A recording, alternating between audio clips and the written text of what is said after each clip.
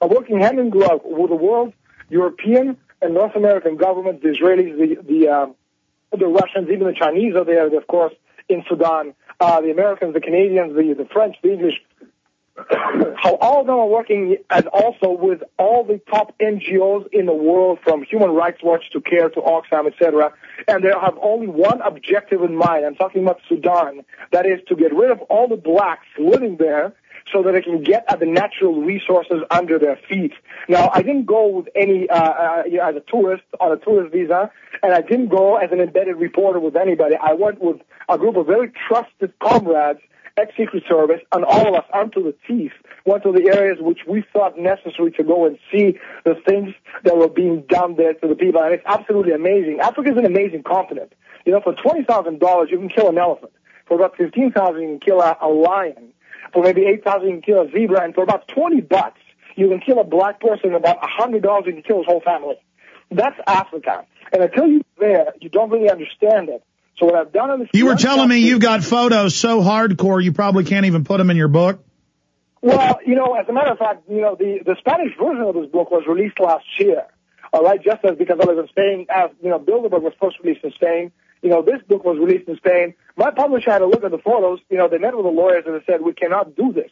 We cannot release these photographs. So basically, we just released a few. But again, I will talk to Chris Milligan and see if we can actually get some of these photographs in the book. But the point is that, again, it's an amazing continent of contrast. You can see literally cultures which have been untouched in the last 300 years. Well, Daniel, give us a window into this. It's important because you were there. You said you went with Special Forces people. You got a lot of courage. Talk about adventure. I hope that's in the upcoming Bilderberg movie. Tell us some of what you saw.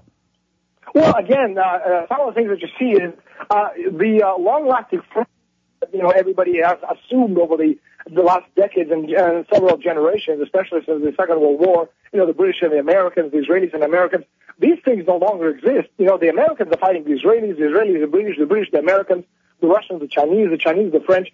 Everybody's fighting each other. They're no longer friends. They're just temporary partners, all right, in this quest for the natural resources. And again, go back to the natural resource, and I do have to go in a couple of minutes. People waiting outside from television crew, I don't know from where. But the point is that what you actually have is, again, we're at a point where we can all, you know, make a substantial jump to 10 billion people in population, and the only way we can do this, the only way, is through nuclear energy, or we're going to go down to about 2 billion people if we stay with this, you know, nonsense. Okay. Green is good. And of course, anybody... Sure. Daniel, we've got you on the schedule for another 3 or 4 minutes. Can you send somebody to the door to get that TV crew in there?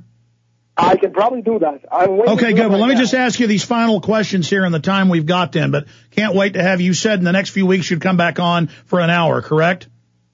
Well, you know, we'll definitely see it. It all depends on the Hollywood people, exactly what they have in mind, if there's promotion or not. No, regardless, I wanted to, when I talked to you yesterday, you said that you'd probably come on the next few weeks so we can talk more, because I want to talk about the intel you got from Bilderberg 2009, because I know you, as you've said, have people that have attended Bilderberg that you know. I don't know how much of what we talked about off air I can even say. That's another issue.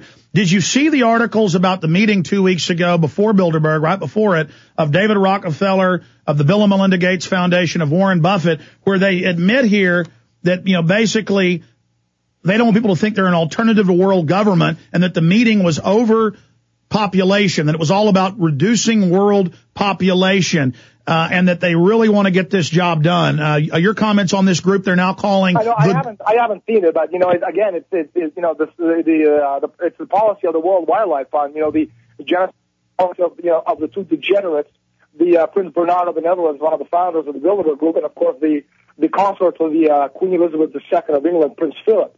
You know, both Nazis, both degenerates, and you know, that's their policy, genocide, or reduce the world population, which again, it's more or less the same policy as Greenpeace or Al Gore. You know, go green. Green is good. Reduce the way we live, and obviously, you know, back to the caves.